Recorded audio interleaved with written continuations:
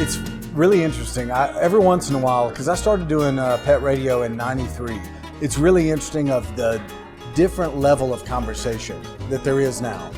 Some of the questions that people had and some of the conversations that we had about behavior and training and really the state of the industry, it's changed a lot. A funny one that I had to eat a lot of crow on is, I think it was '96, somebody wanted us to talk about this pet daycare phenomenon, and I poo-pooed the whole thing. Oh, this is the dumbest thing I've ever heard. That's ridiculous. It'll never turn into anything. And so obviously I was grossly mistaken on that. And it really, now I'm a big proponent of that. I think the socialization aspect, people understand a lot more now about the needs of their pets and what makes them happier and healthier. And I don't mean just physically, but emotionally, what makes a pet get along and integrate into the lifestyle of a family a lot better. And so consequently, I think it's made pet ownership, not necessarily the numbers go up, but it's made the quality of those relationships better. And so people are more into their pets now than ever.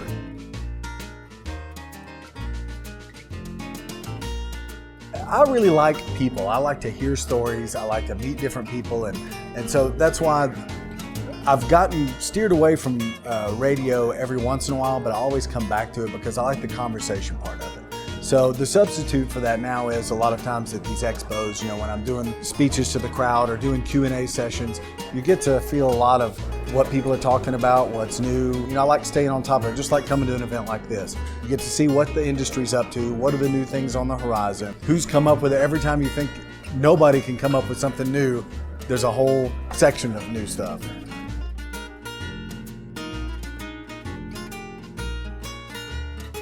I have to say, and this is something that's really taken hold the past probably 2 years with me, as I'm doing so many more live Q&A events, is I'm surprised at how much people don't realize their pets manipulate them. The pets are doing a whole lot of training out there. And so whether it's running out of the door, separation anxiety, all of so many of these problem behaviors that really come down to where a dog has learned to manipulate the owner.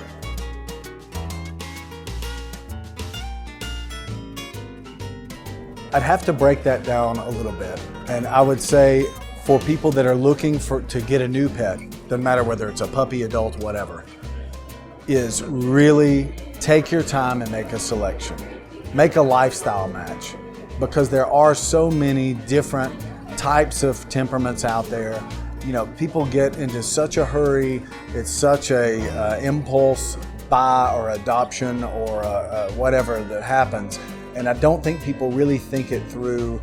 And I still see so many people paint canine behavior with a broad stroke, where when they see a dog, they think, oh, well, I'll fix him and mold him into my lifestyle. And it's just not always a realistic expectation. So there's so many animals out there that are looking for homes.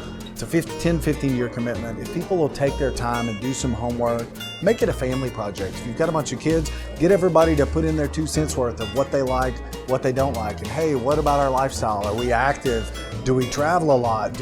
So all those things really should factor into the type of animal that you end up with. So it's a great experience.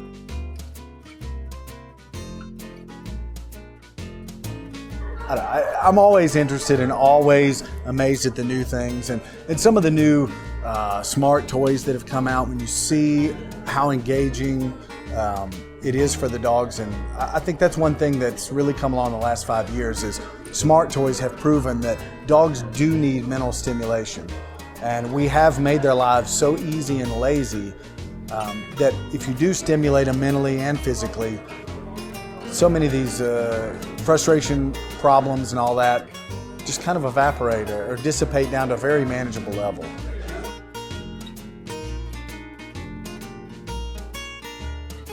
A combination of the nutrition and the advanced medical care and preventive medical care from the veterinary side is leading to these animals living so much longer. When people live longer, some of these other underlying things that most people never live to, some of the cancers and things like that start coming out, you're seeing that a lot more in pets. When you look at their ages, 17, 18 years old, it's pretty phenomenal.